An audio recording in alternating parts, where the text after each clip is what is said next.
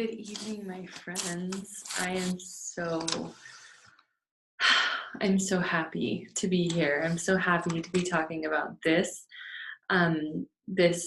training on goals tonight. This was also a request from one of you to talk about goals. And I love this topic. I am a very goal-oriented person, so I've had my fair share of setting goals, learning about goals, failing at goals, giving up on goals.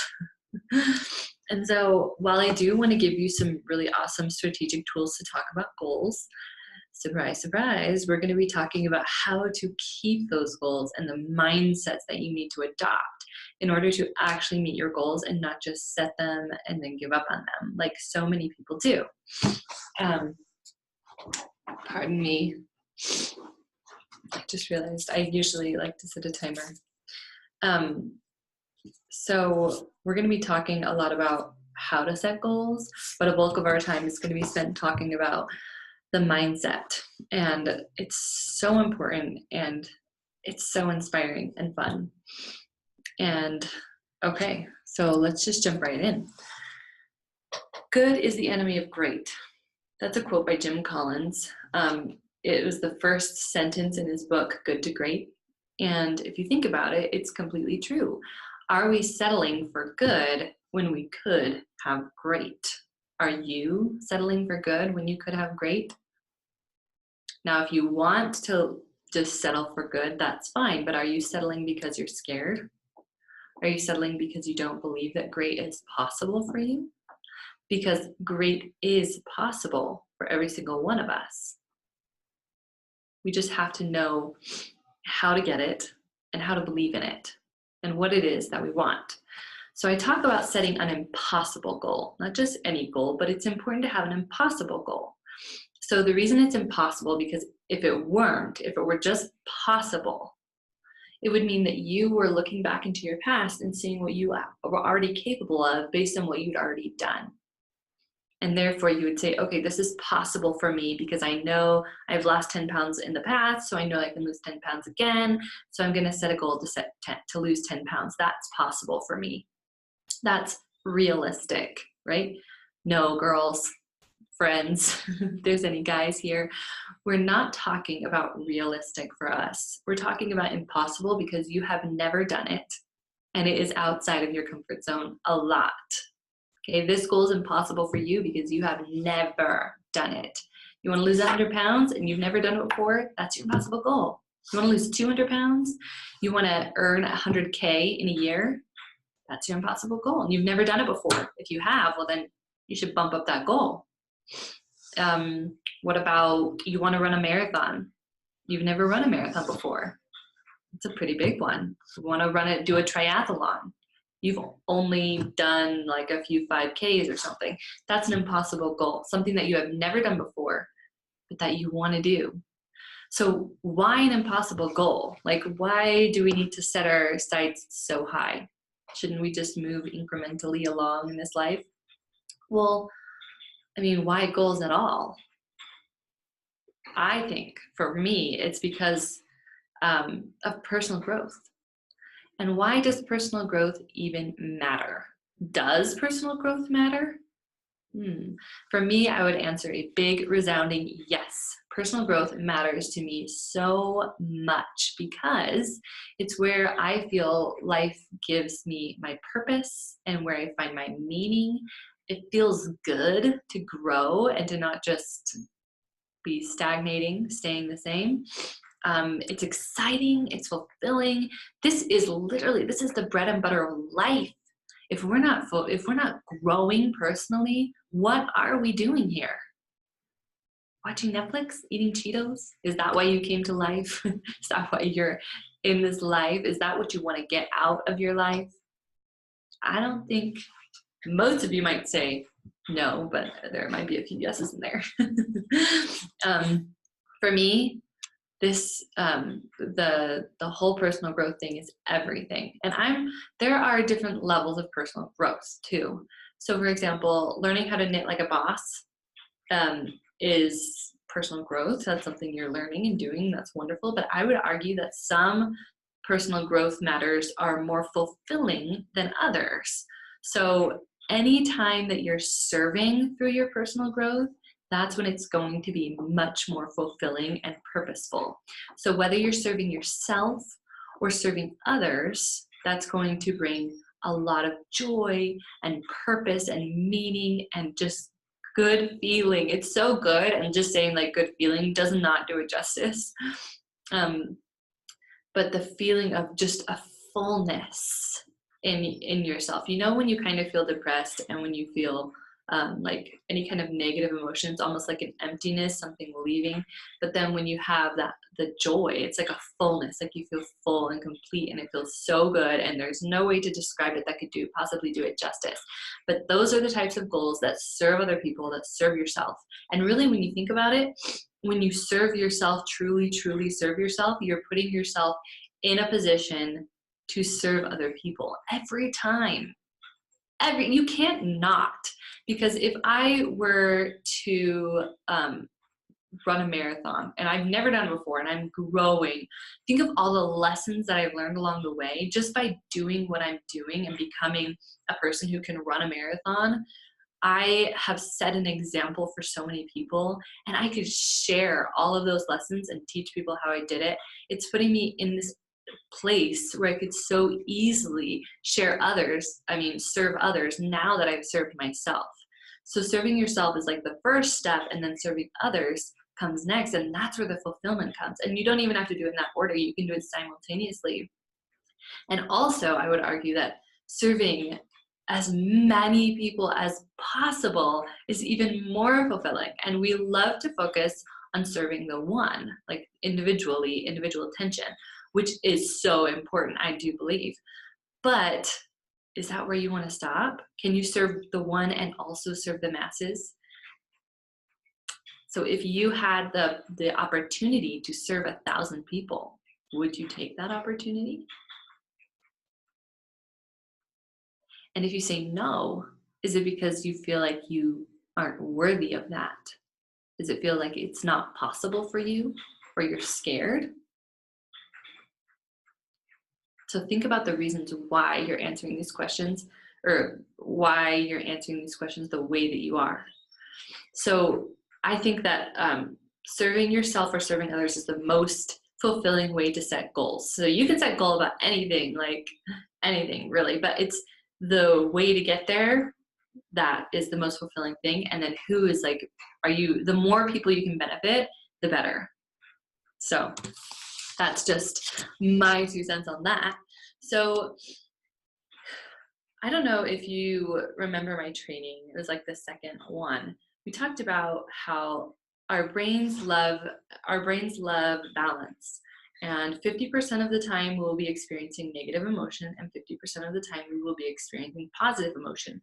There is really not a way out of that. It's easy to experience more negative emotion, but it's really not possible to experience like 90% positive. So the negative is inevitable, but we get to decide what kind of negative we want, and whether the negative is helping us or whether it's just there. Okay, so what I mean by that is that it's important to, did I write on the board? No, yeah, a little bit. So it's important to feel discomfort. We're going to feel discomfort in this life no matter what we do. Now, if you are afraid of discomfort and you're trying to hide from discomfort, you're still going to feel discomfort. You are, because you are going to feel that you have rejected yourself, that you are not living up to your potential, and that you believe so little in yourself. I mean, if you want to live a simple life, that's fine. But I think a lot of times we go for the simple pleasures because it feels good, and we're trying to feel happy all the time. We're unwilling to feel that discomfort. But really, with that, there's added discomforts of several different kinds. Discomfort, aches and pains in your physical body if you don't take care of your body.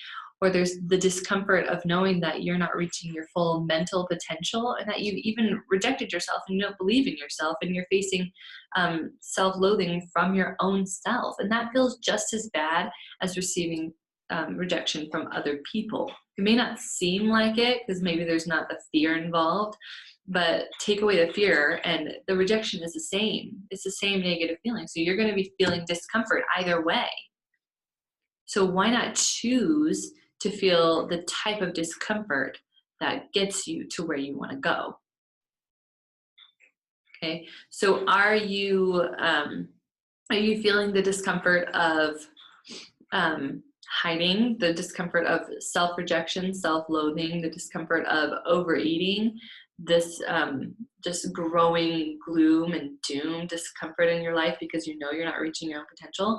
Or would you rather feel the discomfort of having to wake up early, or having to push yourself a little harder, having to work when you want to play, or just facing fear when you have to teach a course or do a Facebook Live or coach somebody one-on-one? Are you willing to face those fears in order to reach your dreams, or would you rather face other negative emotions as you don't face your dreams? Okay, so Brooke Castillo said something that I love. It resonated with me. She said, the better you get at discomfort, the better you get at everything. And this makes complete sense, because if you get, the more used to discomfort that you get, the more likely you are to be able to run longer with more endurance, to face your fears, to wake up early, to not eat the chocolate. You're going to be able to feel the discomfort of not giving into the chocolate because you're so used to discomfort and you handle it like a boss. You're going to be able to make new friends and face rejection and be able to do all this vulnerable stuff and be vulnerable in your life. And like, when you fail, you'll be failing forward.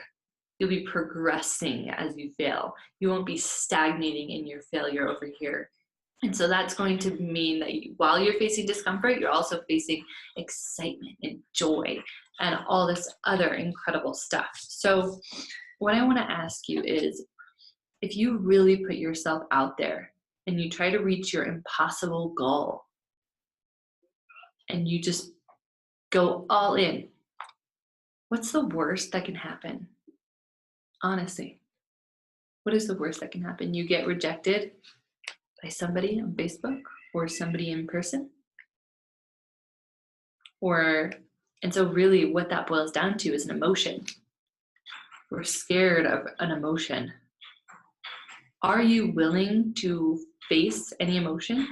That's a decision that I had to make, and I shared it with you a couple of videos ago, that I am willing to face any emotion. It's a little scary, but are you afraid of your own fear? Or are you willing to face your own fear? And another worst case scenario is that you don't meet your goal when you said you would, but you tried. So isn't that incredible that you've grown so much and you've come so far? And even though you didn't meet your goal, you can look back and be like, wow, I'm not the same person I was when I started. And if that's the worst case scenario, I will take that. Because I can see, and I've been on this journey, and you feel it, and it's living. And so what if you miss the mark just a little bit? You reevaluate, you do it again, you set another goal. But you tried and you went all in. And if that's the worst that can happen, then there is no reason not to do it. The real worst thing that can happen is that you give up. The real tragedy is when you stop believing in yourself. There's no one else to believe in you for you. Not even your parents are responsible for believing in you. That's your job. You need to believe in you. And if you don't believe in you, then who is going to? You're the first person that should believe in yourself, and then you teach everyone else how to believe in you. So first decide, let's go through the tool. Let's first decide what your impossible goal is going to be. So for myself, I actually chose 2 impossible goals, one for my business and one for my personal life. I met a coach or a woman, I don't know what her title would be, but she taught about that you should set 3 goals for your personal life and 3 goals for your business life. I'm going to stick to 2 for now, since we are doing impossible, like ginormous goals. I'm sure maybe I'll be able to do more. The more discomfort I learn how to handle, the more I'll be able to do. But for now, I'm going to stick to 2 impossible goals, 1 personal and 1 business. So what is it going to be for you? Do you want to lose weight? Do you want to get fit and healthy? Do you want to run a marathon? Do you want to make 100K in a year? Do you want to make $1 million in a year? Do you want to start a nonprofit business and help 1 million people? What do you want to do? What has been your dream? It could be anything. And I'm sorry, I dogged on knitting earlier. If you want to learn how to knit like a boss, you can. So what is it that you've always wanted to do? So for me, I will share with you my impossible goals. And I feel really vulnerable doing this because it's like, what if I just don't do it? Like, I've already told you about it. It's actually kind of helpful, I think, to be accountable to somebody so that you know, it's very motivating, I think, to be holding yourself accountable to somebody. So my first impossible goal, my personal one, is to heal my body through whole foods. I have 2 health conditions that I would like to have gone. A lot of people say that they're impossible to heal. And I've read several accounts where people have healed both of these through eating whole foods. So first of all, I want to do it because I want to know if A, it's possible at all, and B, if I can even make such huge changes in my life. So not necessarily that's the personal growth is the most exciting part about it, is what I'm trying to say. So if I do find out that it's possible, how incredible will that be that I can share that with other people then, right? I'm putting myself in a position to help other people in that point. So that's my personal impossible goal. And my business impossible goal is to make 100K in a year. Okay, so those are things I have never done before. They scare the shiz out of me and they make me want to vomit. That's how you know you're doing it right. Okay, so if you're scared, welcome to the team. Okay, that's great. So first, catch the vision. Catch the vision. So the first is set your measurable possible goal with a time limit. Okay, so the first one, I said I want to heal my body by eating whole foods. So I set some measurements in that. I want to eat 99% vegan all the time, which means that I get a treat like once a month or less. And that like a treat, and by that I mean like a non-vegan treat. And I want to learn to do the splits. That's totally random, but I want to learn to do the splits, so I'm just gonna throw that in there. It's measurable. If you can do the splits, you can. And then, so heal my body, that could include lots of different action steps, and I'll talk about that with you, but I think I'll know when the pain is gone and when the doctor can check and be like, oh, wow, it's healed, yay. And then that's a year limit for that. And then for the other one, 100K is also a year limit. So there's a time limit on there and they're both measurable. So the second one, catch the vision. This is what you will do. You will do a CTFAR of your goal, but in the circumstance, you will put that you are already living your goal.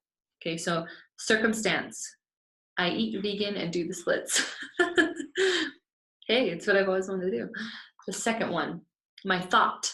So the circumstance, I eat vegan and do the splits. The thought about that, I'm free. Like I'm free from all of these like food addictions, you know, I'm free to eat what I want. And like, when you think about it, the reason that I love to eat chocolate is so that I can escape emotions. When I get uncomfortable, I eat chocolate. I do, I've noticed it. And so if I don't need the food anymore, that means that I am free. And if I learn how to face my emotions without needing to eat them, then I am free. I'm free to feel and do and take control of my body. So that is an incredible feeling for me. That feels like bliss. That feels like freedom. So the action, so that was my feeling line is bliss. My action line is that I love freely and that I do what I want to do and I feel powerful. I'm not afraid. And it's not because I just gave up dairy. It's because I faced my emotions through giving up those things. And then the result is the same as the circumstance. I eat vegan and do the splits. Okay, the second one, my business goal. The circumstance is I make 100K from April 2019 to April 2020. Okay, that is my impossible goal, and it's also my circumstance in this scenario. So the thought about that is I'm a boss. Yeah, I'm a boss. My feeling when I think that is soaring and creative. Think of how creative I'll be if I've learned how to make 100K and I just feel like I can do this. Like my mind will believe that I am 100K material and I will be creatively creating more content, creating ideas of how to serve people better with the tools that I have. And so what do I do in my action line? I create. And my result is I'm going to make 200K because I'm creating, because I'm serving, right? And so like when I don't just like go through the motions of filling out the CTFAR, I try to envision what it would be like to be in those scenarios. What exactly will I be thinking, feeling, and doing in those scenarios? And that's when I fill out my CTFAR, when I've caught the vision. And then I know what it's going to feel like. I know where I'm going. I know exactly where I'm going. So that is really important that you catch the vision there. Okay, so number 2, set actions and results, monthly, weekly, and daily. All right, so what does you know what your impossible goal looks like when you reach it now, but what does your impossible goal look like today? What does it look like right now? For me, right now, it looks like giving a training and then uploading it and sending it to you in an email. What does it look like for me after this? It looks like doing a short Facebook Live and inviting people to take action, showing them, giving them value and showing them how I can help them, and then inviting them to contact me. That's what it looks like today, right now. It looks like doing this work of following my calendar and making sacrifices and waking up early and exercising and doing all the things that I want to do. That's what it looks like, because then I'm being the example of what's possible for all of my clients. If I can use the tools on myself and have success, then I can help my clients also do the same thing. So those are things in my daily life right now, what it looks like to be making that. So the thing that Brooke Castillo says, her again, I love her, you can tell. Think big, but act small. Think big, act small. So you're going to take these big dreams and you're going to break them down into actionable steps. So there are 2 different types of goals or action steps. They're called actions and results. Actions are things that you have complete control over. They're your actions. You do them, bam, bam, bam, done. The results are the results of your actions, which you don't necessarily have control over. For example, if I sold Girl Scout cookies, I could have a little goal to sell 100 boxes of Girl Scout cookies. Now my action would be to knock on 300 doors trying to sell these cookies. And my goal, my result would be to sell 100 cookies. Now, what do I have more control over? Selling 100 cookies or knocking on 300 doors? Knocking on 300 doors, I can do no matter what. Now, I might not sell 100 cookies that time. I can't make people buy. Okay, so this is out of my control. But I can knock on 300 doors. So this is my action, knocking on 300 doors, and this is my result. This is the action I think will lead me to this result. Okay, so for each month, since I'm doing a year-long goals, I wrote down all the months of the year, and as you can see, I'm not done yet because I was doing this right before the training. So I wrote down all the months of the year leading up to April 2021, and I wrote, so this is for my personal goal. and I wrote the actions I want to take that month and the results I want to get. So, and then for the 100K as well. So the health goals is to maybe lose 2 pounds as a result. Now, I can't make my body lose 2 pounds. I can do things that I think will allow it to lose 2 pounds, but will it happen? Bodies are a little bit unpredictable that way. So that's the result. And the action I'm going to take that I think will lead to that result is I'm going to add, like, I need to get a little bit more clear on this clearly, but I'm going to add 5 vegan meals to my weekly meals. So out of all of the meals I eat, I'm going to make 5 of them vegan. And I'm going to process 100 urges, and I'm going to create like a detailed plan this month about what this is exactly going to look like. What I'm allowed to eat what I want to eat, and the things I want to avoid, and if I want to exercise. And I'm going to put this all on my protocol. Okay. So my 100K goal, the action is to do a Facebook Live every day, to learn from my business coach, to watch one of her videos 5 times a week, and to make 100 offers and meet 20 new people.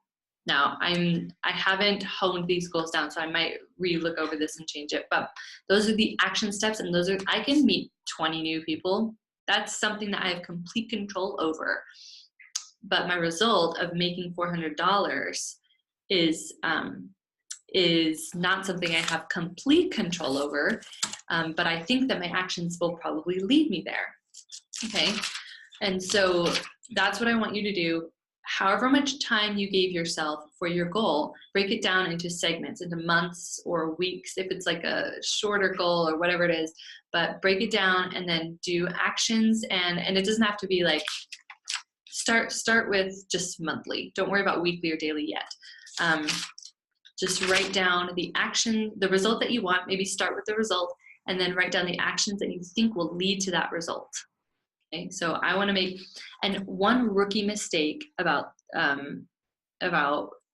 breaking this up is that a lot of people will say, well, if I want to make 100K in a year, that's about $8,000 a month. So I'm just going to evenly break it up into $8,000 a month, and I'm going to make $8,000 this month. Okay, you're starting from zero. When a car speeds up, you start from zero and you go up to 100 or however fast, right? So you can't just go from zero, and especially if you're driving stick shift, you know this. You can't just go from 0 to 15 miles per hour. You go from 0 to 1 to 2 to 3 to 4 and so on. And then as you get faster, it like gets exponentially faster, right? So if I only get $400 this month, and then maybe like 2K next month, and 2K for a couple months, and then 4K, and then it can start to grow exponentially so that I'm making like 10K or whatever in the last couple months versus how I started out at $400 a month. Okay, so just because you're starting out small doesn't mean you're not going to reach your goal, because it's not all evenly paced. You start slower or you start smaller, and what you're actually doing is you're teaching yourself how to believe in your dream more and more strongly, because as you do this, your trust and your confidence in yourself will grow, and your belief in your dream will grow, and all of that will grow. And so you're fundamentally teaching yourself how to believe in your dream, and as you meet your smaller goals, you're going to be providing your brain with substantial evidence that what you're doing is working and that you are doing stuff, and so your brain is going to have an easier time believing it, and it's going to happen. Okay, so that's essentially what you're doing as you take your goals a little slower. So after you do your monthly, then you remember, and you're going to want to go back and watch the previous training for this next part. So you've written down your monthly action steps, actions and results. Okay, so what you're going to want to do is do a to-do download with these action steps. Write them on your to-do download. So that's when you just write down all the things you want to do, and you'll learn all about it if you go back and watch the day 8 training. So I'll write create a diet protocol. I'll write that on my to-do download, and then when I break that down into steps, I'll write down what exactly it entails to create a protocol. So that is what you will want to do to create your weekly and daily. Because then if you put it on your to-do download, then you'll put it on your calendar, and then bada bing, bada bam, you'll be doing your goals just like that. And they will be in your calendar. If you learn how to stick to your calendar, then you know you're going to get everything done. So that is how you're going to set your actions and results. Where the rubber hits the road, that's what you're going to be doing. And when you fail, because you will fail and you should fail because you're setting an impossible goal. Remember, this is something you've never done before. A baby does not walk the first time it stands up. It falls on its bum like a million times and it doesn't even care. It just does it again because clearly the goal is to walk and it hasn't reached the goal yet. So it's not going to stop trying. And neither should we, because this is important. This is your, like, why would you decide not to walk if you're a baby, right? Then that like limits what you can do. And that's the same for your impossible goal. If you decide that you just want to rest and settle for good, fine, but you're limiting yourself in who you can reach and who you can serve and reaching your potential. And that includes like serving yourself and really reaching your fulfillment and feeling your joy in life, or your purpose in life, right? So definitely don't give up. When you do fail, the best thing to do is to evaluate what went wrong. And you know you're going to be feeling all sorts of feels about rejection and fear. Those things never go away, so I've been told. Too bad, right? So those things, they don't go away. But you're going to get to be a boss at handling all of those discomforts. And so handle them. When you process those emotions, we've talked about processing emotions a lot. Process the emotions of negativity and fear that you feel, and also process the urges that you have to not stick to your goals. You're gonna, like, when you have all your goals down on this calendar, it's gonna look really nice and pretty, but when it comes time to do it, are you gonna do it? Your brain is gonna say, go watch Netflix and eat chocolate. And that's what your primitive brain's gonna say. And then your prefrontal cortex will be like, but we said we were gonna like do a training tonight.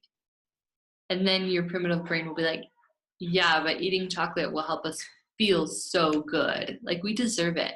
And then your prefrontal cortex will be like, I guess we could do the training tomorrow. We'll still do it. We'll just do it tomorrow. Yeah. All right. And they're like compromising with each other. Don't do that. Be like, primitive brain, thank you, but we got this. Me and my prefrontal cortex, we got this. We're doing the training tonight.